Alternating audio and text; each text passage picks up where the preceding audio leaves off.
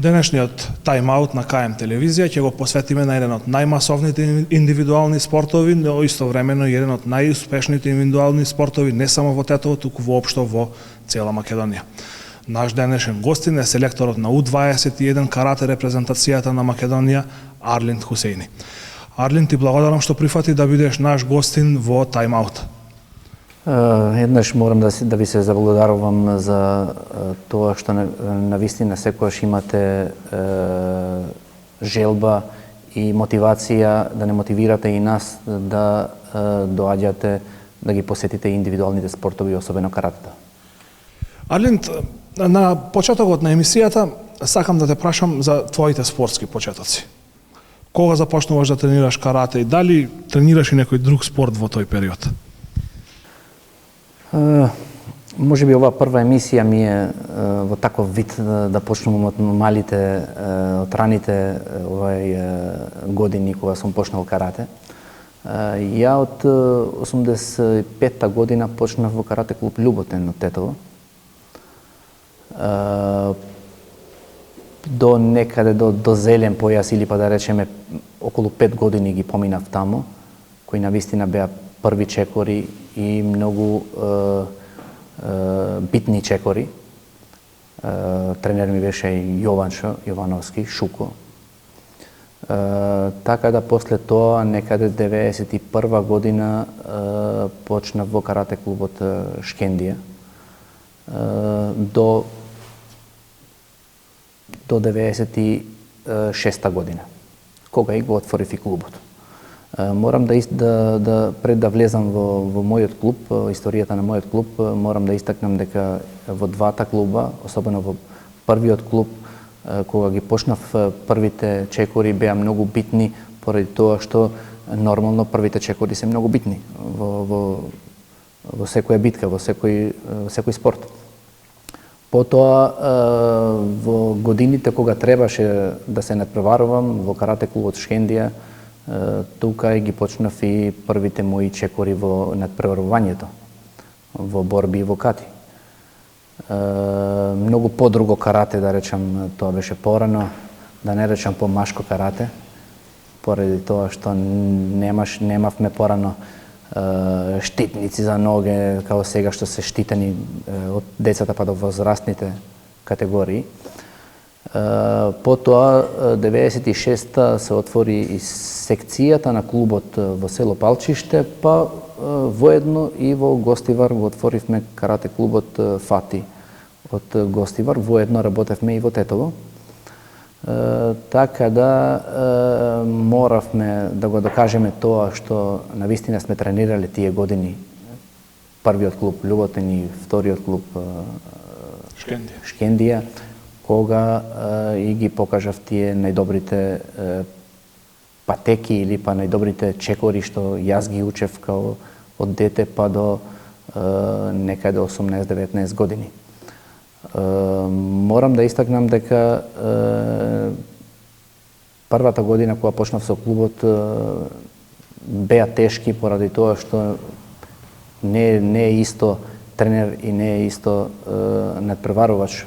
Кога си надпреварувач, ја гледаш можеби само својата работа, тренираш, си го покажуваш тоа што го знаеш и тука останува тоа. Но како татко, како родител, како тренер, учител на клубот не е исто.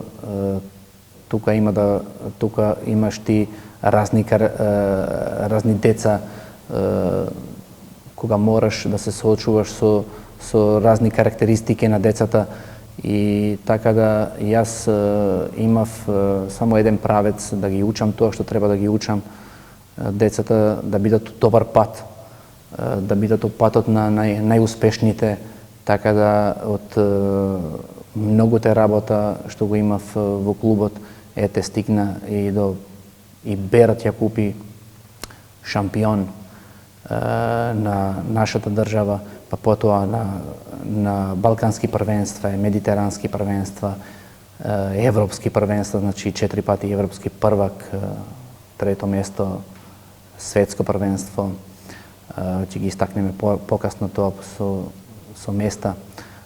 Така да многу сум задоволен ја од тоа од кога почнав со карате и до сега кога сум и тренер на овој клуб. Значи, задоволен сум поради тоа што квалитетот на моите бивши учители го покажав и тука со големи напори, со квалитетни турнири, каде што сум бил, сум видел каде што е дека не можеш никогаш да речеш дека јас сум подобар и ќе одам по мој правец. Можеби не е тој правец што ти го носиш. Можеби има уште подобри и поквалитетни тренинзи. Така да ја сегде помалку сум видел, сегде помалку и тоа што сум го учел и јас порано, ете го сега е докажано во мојот клуб.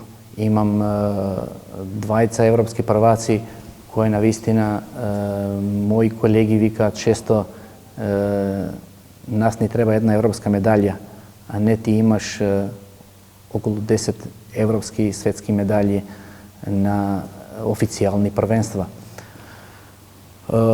Ја продолжувам од денот кога станува еден мој такмичар, европски првак, ја утре дента тоа го заборавам. Тоа треба повише да ме мотивира мене и да почнувам од поново со други деца и со истиот, но поентата моја е што повише дорможам да се докажам како тренер и како селектор дека крај краева тоа ми е и задача. Алинт кажа дека 85-та година или 1985-та година започнуваш со карате, меѓутоа зошто баш карате? Зошто не одбра да се занимаваш со некој друг спорт, може би фудбал, како најпопуларен спорт, не само кај нас, туку и во цел свет? Зошто токму карате? Дали имаше влијание и од дома, дали имаш нешто наследно или пак обкружувањето, другарчињата? Што беше пресудното да одлучиш дека јас ќе бидам каратист? Да. Многу добро прашање. Значи, зошто? Мојот родител тренирал многу време фудбал и играл фудбал во мал и во голем фудбал.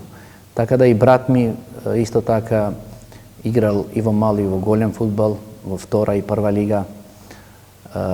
И син ми големиот игра фудбал во Шкендија со генерација 2006 година, кој е многу успешен.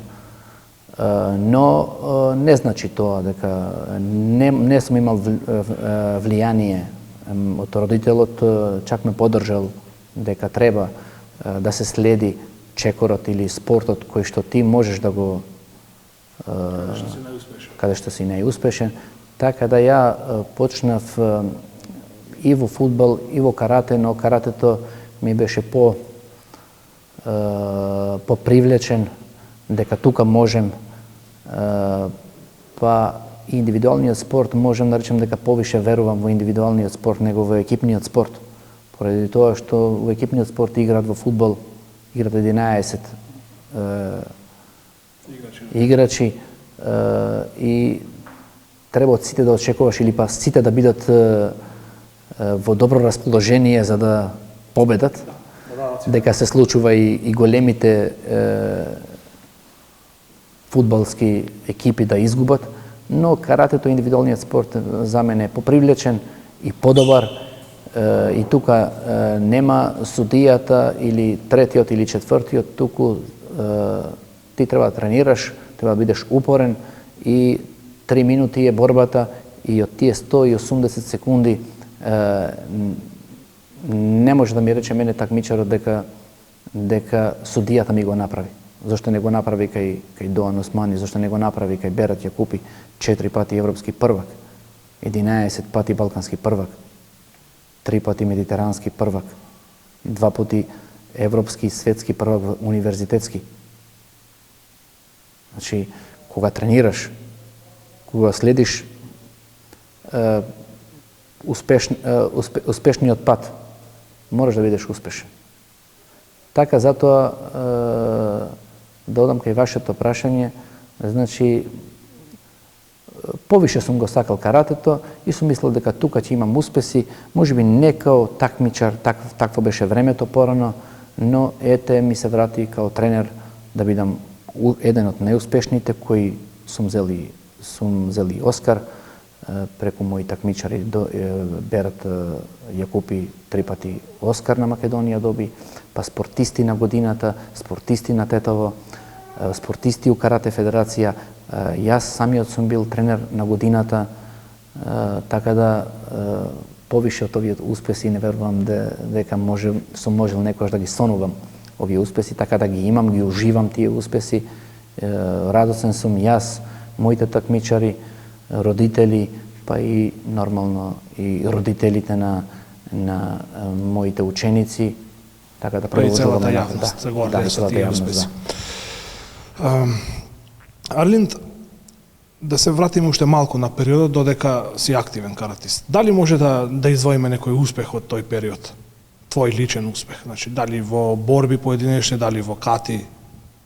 Па видете, клубските надпреварувања, навистина не можем да речем дека не сме биле со Шкендија, сме биле на многу места надвор од нашата држава. Мали Лошин, кога во индивидуален настап освоив и 3-то место во борба, во ката 2-ро место, така да во Бохемија Куп Чешка исто така освоивме 1-во место во комитниот дел, значи во борби. Државен првак сум бил неколку пати. Значи многу надпревари сме биле, но пак ќе истакнам дека не е исто време како сегашното време кога можеш да се докажеш. По втор пат ми кажуваш дека каратето од тој период и сега е многу различно. Што е тоа што го прави да биде различно? Како тогаш изгледаш еден карате надпревар, како сега изгледа еден карате надпревар? Па да не речам дека порано, ете сега пример, за да биде појасно и за јавноста и вие да го имате појасно. По доаѓањето пред 12 години на нашиот председател Драган Стојановски, значи 3 мандата, он си стави регулативи или па критериум да освоиш прво место во државно, прво место во плейоф и си репрезентативец. Значи, сегашниот селектор не бира самиот по своја желба такмичар за репрезентација. Туку они сами си се бираат. Че мораш да освоиш во државно првенство, плейоф систем кој е Бергер, че мораш да ги победиш сите тројца. Има и Балканско првенство кој ќе мораш да освојуваш и поени тука, и кој ќе освојува повише поени, тој ќе биде репрезентативец.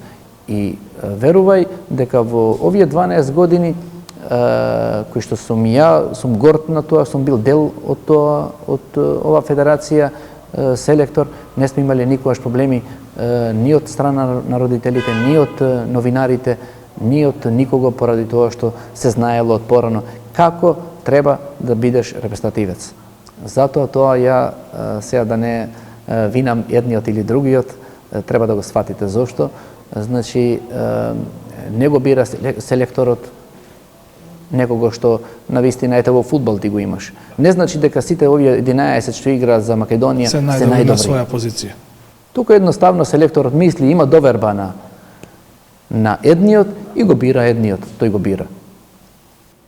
Овој штопер не е дисциплиниран, прави црвени картони, мене не ми одговара во тактиката и нема да биде повикан, ќе биде повикан некој друг. Можно е да биде подобар тој, може да е подобар. Затоа и индивидуалните спортови се толку фер, бидејќи многу е јасно, кристално јасно е кој е шампион, кој е победник. Треба да ги победиш сите, за да бидеш шампион. И тоа треба да ги победиш во еден ден или во 2 дена се борбите или надпреварите, треба да ги победиш, додека во екипните спортови гледаме едно првенство трае 6 месеци, 9 месеци, каде што може да има и променлива форма на екипите, сега е во форма, па излегува од форма. И токму затоа индивидуалните спортови се толку убави, затоа се толку масовни и затоа имаме и толку успеси. Бидејќи, убаво кажа ти, селекторот објективно према резултатите одредува кој ќе биде репрезентативец, а не субјективно кој му одговара на одредена позиција. Кажа, карате клубот Фати е формиран 1996 година. Зошто одлучи да формираш твој карате клуб? Па, зошто одлучив? Поради тоа што ме следеа нон-стоп некои повреди и одлучив да не идам во правецот на еден такмичар, туку имав доверба у себе дека можам уште многу повише и да го следам тоа правецот на тренер, кој ете е и успешен. Нема друга причина освен тоа што навистина имав некои повреди што морав да прекинам као такмичар. Истовремено во 96-та ја почнуваш и тренерската кариера. Како изгледаа почетоците на карате клубот Фати? Дали беше проблем да се соберат деца за тренинг? Со колку деца почна на првите тренинзи? Па види, и зошто во Гостивар, можеш да речеш, поради тоа што во Гостивар не дека немаше некој квалитетен клуб, туку мисля дека таму можам повише. Има сали порано што може да ги искористиш тие сали и едноставно одлучив таму да отворам и тешко не беше поради тоа што треба да направиш да доаѓаат ученици нови, да ги привлечеш децата поради тоа што децата, навистина денешните деца бараат поквалитетни сали, бараат поквалитетен тренер.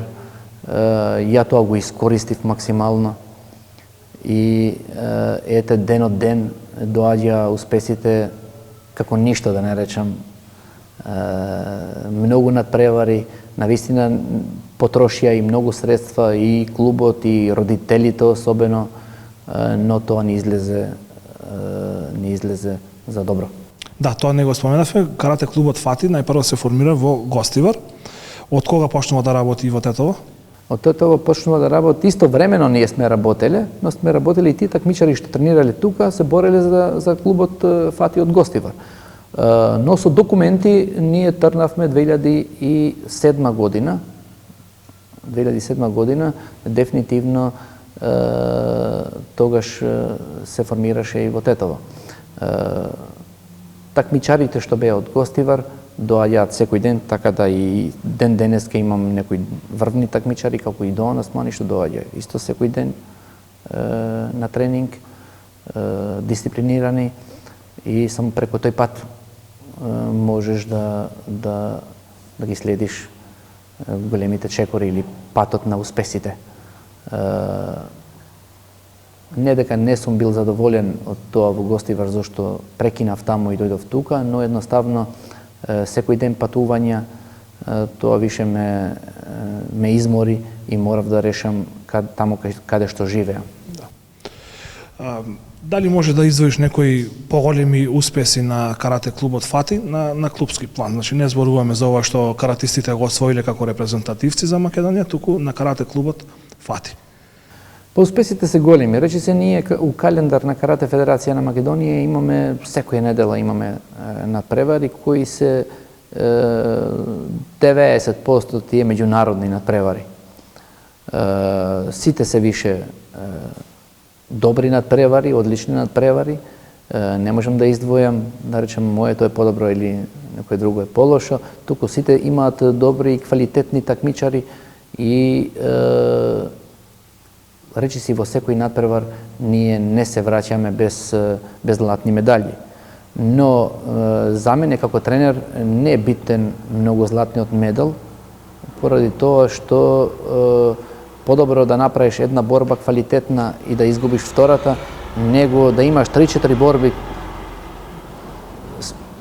со слаби такмичари и да освојуваш златен медал и ја да се гордеам по телевизија дека сум освоил златен медал. Затоа моите успеси, затоа тоа што го барам ја, ми се враќа успешно во меѓународни и официјални надпревари кои што ги организира Европска и Светска Федерација. Така да јас сум многу задоволен, секоја година ми е богата во Македонија, значи имам многу резултати, секоја година, значи нормално дека се менуваат генерациите, но и ние одиме по патот на успесите. Дали во каратето има како во екипните спортови, клубски шампион? Дали се одредува кој клуб е најдобар? Да, има нормално. Во крајот на годината Карате Федерацијата на Македонија не случајно организира и спортист на година, и екипа на година, и така да нормално дека има. Ние сме околу 75 официјални клубови во Македонија, еден од најмасовните спортови во Македонија и најуспешните, морам да речем. Така да секоја година сме различни, кој прв, кој втор. Но не ни значи тоа многу. Ние сме многу фокусирани во меѓународните надпревари. Многу сме фокусирани, многу тренираме за да бидеме утре репрезентативец. Затоа не случајно каратето е еден од најуспешните спортови во Македонија. Значи, неколку години поред се бираме најуспешен спорт, најдобар тренер на годината, исто каратето. Каратето ќе биде и на Олимпијада, ама подоцна ќе те прашам за амбициите за Олимпијада. Сега сакам вака малку, ги спомнавме овие меѓународни надпреварувања. Карате клубот Фати организира еден голем карате турнир, Тетово Опен, секако подпомогнат и од општина Тетово и од голем број на фирми и компании од нашиот град, кои што го помагаат турнирот. Сакам да ми кажеш кога за прв пат го организиравте турнирот и како воопшто дојде на идеја да организираш еден така силен турнир кој што со текот на годините прерасна во една голема манифестација, морам да кажам, во рангот можеби и на Шарпланинскиот куп кој што е со 50-60 годишна традиција. Да. Значи ние како клуб организираме Тетово Опен, еден од најмасовните турнири во Македонија, меѓународен турнир кој што собираме околу 700 деца од некаде 80 клубови од 7 земји. Во Гостивар, кога почнавме со клубот, имаше потреба градот Гостивар за такво нешто, за еден турнир меѓународен во карате. И преку него, јас нормално да се вратам на поранешното прашање, како дали е тешко да се собираат деца. Па преку ваквите манифестации и така да видува дека навистина каратето не е тоа како што викаат, како што му е ставено во глава, речиси на секој човек дека каратето е насилнички спорт, дека таму ќе може да се повредиш и така натаму, туку не е така. И ете дојдовме до ова година да го организираме и 19-ти меѓународен карате турнир, Тетово Опен. Секоја година поквалитетен, секоја година уште повише клубови што ни доаѓаат. Тоа што најбитно кај мене како организатор е да доаѓаат врвни спортисти. Тие врвните спортисти веќе го покажа и лани, претходната година, кој еден од најдобрите, сакаме или неќеме да кажеме, еден од најдобрите клубови во светот, од Црна Гора, од Подгорица, кој ни дојде со околу 15, мислам да не грешам, такмичари, кои од нив 5-6 ги имавме со европски и светски медали.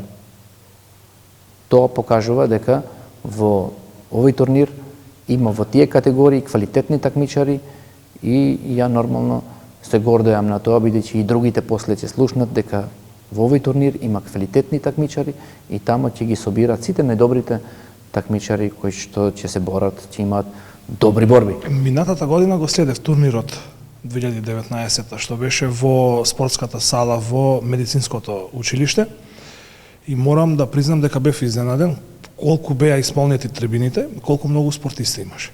Дали сметаш дека на Тетово му е потребна една поголема спортска сала каде што би се организирале вакви меѓународни големи манифестации? Ја често пати ова прашање го зборувам со многу мои другари. Уедно мислење е и еден од моите најдобри другари, Беки Мемети, воедно тој е еден од најголемите помагачи во мојот клуб и во турнирот. Има потреба и тоа како. значи една сала како што е Младост во Гостивар, или па како што е ова што ја имаме ние, само у Зидови, Да, на спортскиот центар, мораме некако да мора да се најде некоја солуција такво нешто да имаме. Бидејќи колку и да сакаш да собираш врвни екипи, у таа сала сепак не можеш. Мораш да имаш трибини од тие сите 4 страни, мораш да имаш некои услови што ги бара Европска и Светска федерација. Утре, еве на 20 години постоење на турнирот, сакам и уште нешто побогато да направим, да биде топ 10, да биде по ова татамето дигнато едно метро погоре, да има врвни спортисти кои што ќе бидат сите тие 10 носители на светски и европски медали. Каде ќе ги носиш? Значи, мора Агенцијата за млади и спорт, нормално преку нашата општина, сигурно нашата општина има и подкренато тоа прашање. Мора да се најде нешто, или таа сала да се финишира така како што му доликува на градот Тетово, бидејќи градот Тетово имаш и од фудбал, па до речи си до сите спортови, имаме успеси. Сакаме или неќеме да знаеме. Значи имаме и во фудбал, карате, каратето не е масовно. Имаш карате клуб Љуботен, имаш Кендија, имаш Супериор, Фати, имаш Комбини. Само од карате имаш што функционираат успешно.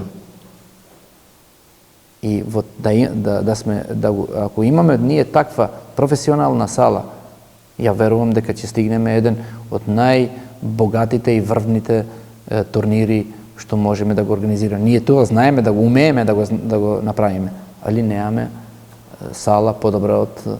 Иако и овие што се, сме благодарни, дека порано не сме имале. Да, беше само салата во Гоце Делчев, основното училиште, и таа беше израдена некаде средината на 80-тите години, што значи дека претходно освен Партизан салата што веќе ја нема и друго и немало во градот.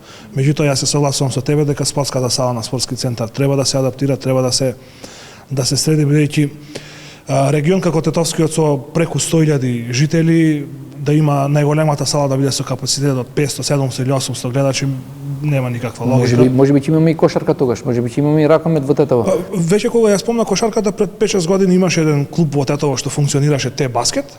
Го освои првото место во втора лига, се пласираше во прва лига, меѓутоа доби наредба дека ние на сала не исполнува услови и дека ќе мора да игра домаќин или во Младост во Гостивар или во градски парк во Скопје. И екипата се откажа, се растури, повеќе не постоеше понатаму. Арлинд, која година стануваш селектор на Македонија? Па која година станувам? Значи 2009 година кога прв пат карате клубот Фати од Тетово имаше успех со Берот ја купи европски првак во кадети. Од таа година сум јас, значи од 2009 година сум јас заменик селектор за кадети јуниори. Потоа 2010 година станувам селектор за U27, кој од тогаш до ден денеска сум селектор за U21 или за млади машки и женски во борби. Јас сум многу задоволен од тоа што сум го изработил, од тоа што највише што ме израдува, што од мојот клуб излегле у тие категории европски прваци. Што покажува дека сум докажан тренер и не може да ме обвини некој дека зошто сум селектор. Бидејќи и доаѓа спортистот, доаѓа и од мојот клуб, накнадно имаме успеси и од другите клубови. Но тоа што ме израдува мене, тоа што е од мојот клуб, такмичарот. Значи Берат, ете и Доан освојува прво место исто кај U21, така да селекторското место до сега е заслужено. Дали имаш некоја статистика колку медали како селектор твоите каратисти, не твоите каратисти само од клубот Фати, туку сите каратисти кои што биле во репрезентација имаат освоено, колку на светски, на европски, на универзијада, медитерански игри и слично? Па статистички тука не можам да ти кажем поради тоа што имаме многу.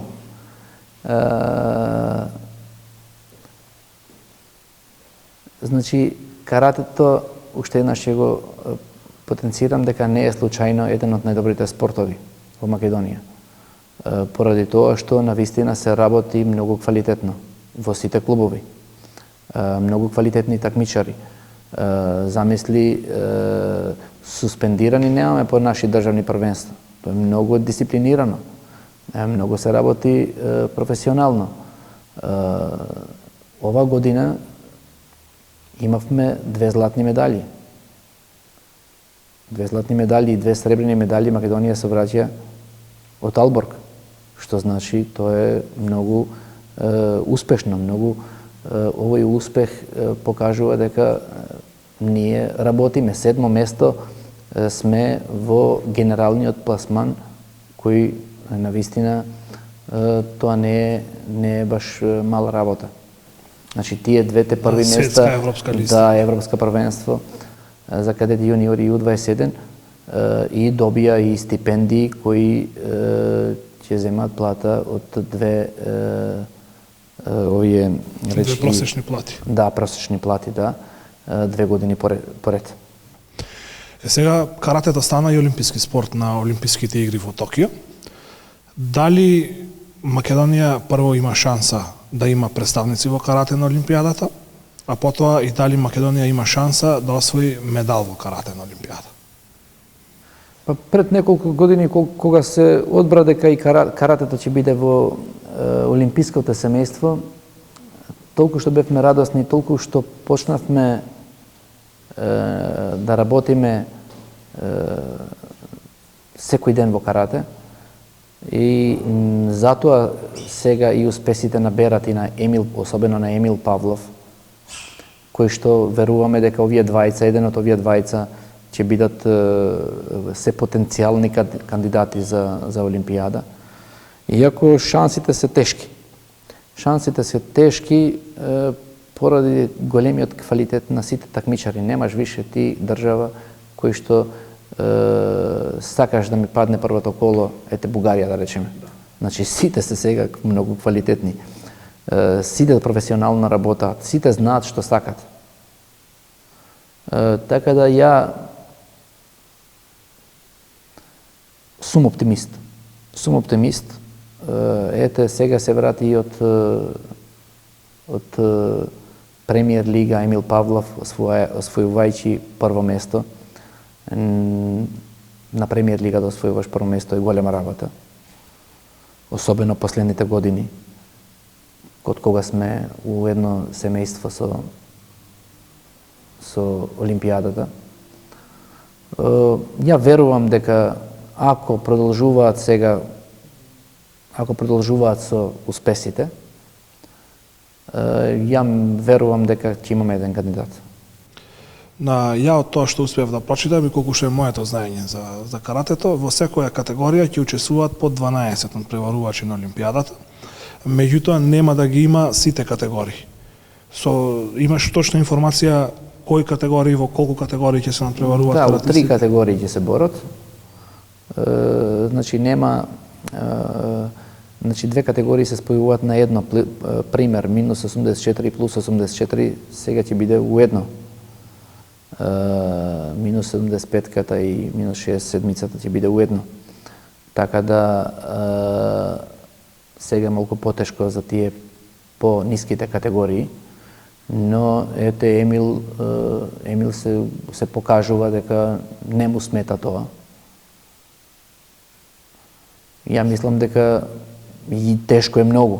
За сите е тешко, но не треба да вината да ја префрлуваш на тоа што е тешко, да си работиш и да се покажуваш, да се докажуваш на лице место на турнирот каде што се бориш и да освојуваш медалја, за да бидеш утре и во најголемото напреварување, што се вика Олимпијада. Сметаш дека треба да ги има сите категории на Олимпијадата и да се зголеми бројот на учесници од 12 макар еве на 16 нека биде? Па може би нас потешко ние да освоуваме медали во европски и светски медали, во светски првенства, да освоуваме медали, него во Олимпијада. Во Олимпијада е тешко да стигнеш до Олимпијада, но во таа надпреварување ја верувам дека ако биде Емил или Берат, кој да биде, јас сум убеден дека еден од медалите ќе бидат. Сметаш дека потешко ќе биде да се пласираат отколку да освојат медал? Да, пласирањето е многу потешко. Но во надпреварот, јас сум убеден дека еден од овие двајца кој да биде, кој да се пласира, ќе биде чест и сум убеден дека ќе освојуваат медали. Сега има најави дека каратето ќе биде олимписки спорт само во Токио, а наредната олимпијада во Париз ќе биде повторно укинато, бидејќи изговорот е дека спортот е многу популарен во Јапонија и заради тоа е ставен на програмата на овие олимписки игри. Сметаш дека треба каратето да остане како олимписки спорт и понатаму? Каратето е еден од најстарите спортови и најдисциплинираните спортови и ете и најмасовните, еден од најмасовните спортови во светот. Ја не ја знаем политиката, зашто да не биде. Тоа едноставно мора да биде. Иако е веќе се знае дека ќе бидеме тргнати после Токио, но не значи тоа, ќе го оставиме на времето. Може би ќе се предомислат. Не се знае. Алин, ти имаш работено со многу врвни каратисти. Значи, кажа, голем број на медали на светски, на европски, на голем број меѓународни надпревари. Според тебе, кој е најдобриот каратист со кого што си работел? Па ја не ги двојам, ти кажем право. Ја секогаш во тренинг им кажувам на моите ученици, од првиот до последниот, од тој што денеска се запишал во карате и тој што е 15 години, за мене исто е. Ја ги држам од дистанца, ја сакам многу дисциплинирано поради тоа што на овој спорт му личи тоа, дисциплината. Ја не можам да одвојам, сите ми се добри, со сите работам, со сите има тешкоти, добрини и не знам што. Мојата работа е на сите да им пружам истото. Да не ги делам како во клубот, така и во репрезентација. Ја често пати разговарам со тренери, значи кога се во надпреварување или кога се по европски првенства, да не се делат, да бидат сите уедно, по клубови да не прават. Тоа е тамо репрезентација, да не одам одам со мојот ученик да шетам. Тоа кај мене не било никогаш и нема да биде. Кај мене е работа и само работа и преку таа работа да се освои медалја. Целта ми е мене да освојувам медали по европски и светски првенства. И не случајно ете 4 наберат на европски првенства, факт 5 се во европски првенства, 6-тиот е Доан и едно бронза имаме во светско првенство за U27 во Гудалахара, Шпанија. Овие се многу големи резултати и јас тоа ми е мене голема мотивација и преку таа мотивација јас и работам што повише, те гледате и добра сала имаме за работа, останува само да се работи и ништо друго. Колку дечиња тренираат во карате клубот Фати моментално? Од различни генерации, значи од 5 години ги примаме до ете најстариот ги имаме 25 годишен, некаде броиме околу 75-80 деца кои што сум задоволен. Ја често пати викам и да биде на пола скратено тој број, само да имам резултати, значи не ми е до големиот број на ученици, туку ми е до големиот број на успесите. Во светски рамки која е најголема карате велесила? Па моментално е и најстариот такмичар Агаев, е тој од Азербејџан. Сега не можам да ги бројам неговите светски и европски медали, може би 10 пати светски првак он и европски првак. Во карате често викате те мале тој, мале многу брз и знае што сака. Знае што сака и не можам да речем ни дека го влечат судиите, бидејќи јас сум присатен на сите тие надпреварувања. Човекот си работи, ги победува и младите, кои што се можеби 10 години помлади. Ние сме имали еден такмичар од Македонија, Симон Антич, кој влезе у татами едноставно и виде дека со кого ќе се бори првото коло и го победи Агаев со 2-0, памтам. И така да секој е победлив. Значи, само треба да се работи. Како каратист, може да се живее од каратето? Па може да се живи, не може да се живи, ако може би понатаму државата, као сега што почна со ваучерите, не може да очекуваш ти од чланарини како клуб или такмичарот што 2 години ќе земе стипендија од Агенција за млади и спорт и ќе направи нешто, не сме ние фудбал. Туку да се надеваме на подобро. Ја верувам и во ова генерација и во генерациите што доаѓаат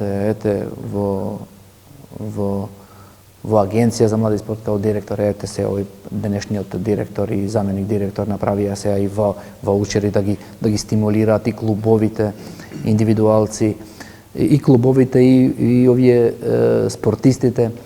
Значи, ова е голема мотивација, земаат некои средства, најмалку тоа што тие направиле во текот на годината и да земаат некои средства, зашто не?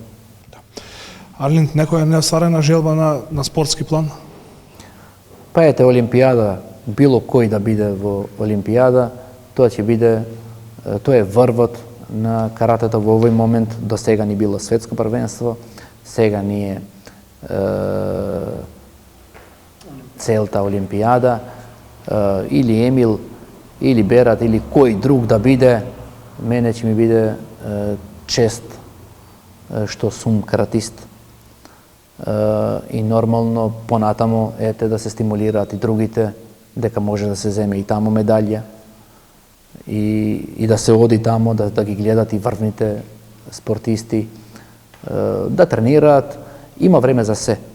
Денот е 24 сати, значи ако ги планираш, можеш се да стигнеш. Значи, навистина се многу.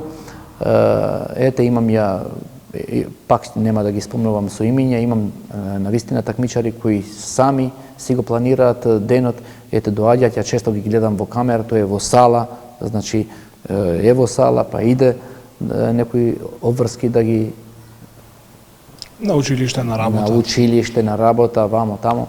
Значи, кога се сака, се може. Да. Арлинд, сосема на крај. Една порака до младите спортисти. Кој е рецептот за да се стане врвен спортист? Најдобриот рецепт е, како што кажав на претходното прашање, дека треба само да се тренира. Дисциплината го прави своето. Значи, ако си дисциплиниран и ако имаш план, програма во животот, не мора во денот, ќе стигнеш до целта. Затоа и родителите малку предпазливи треба да бидат, треба да си го гледаат животот, не е само шетањето или па обврските. И ја имам сам деца, имам два мали дечиња. Значи, едниот го организирам во фудбал, го носам, па го земам, па исто пак моите обврски ги надополнувам. Значи, имаат време за се. Значи, се има време, само треба да бидат малку повише ангажирани, дека крај крајева се негови синови, нивни синови. И ја од разлика на порано иде на подобро. Порано си доаѓаа сами, сега ги носат и родителите, па се од многу подалеку од градот, значи сега знаат дека имаат тренинг од 7 и ќе си го подготви од дома и ќе го носи од тренинг, па пак ќе си го земе и ќе си го носи. Значи тоа е веќе стигнува на друга култура. Арлин, ти благодарам што беше наш гостин во Тайм-аут, истовремено што беше и наш домаќин во спортската сала на карате клубот Фати во Тетово. Се надевам дека во иднина ќе известуваме за уште поголеми резултати на каратето во Македонија и на карате клубот Фати секако.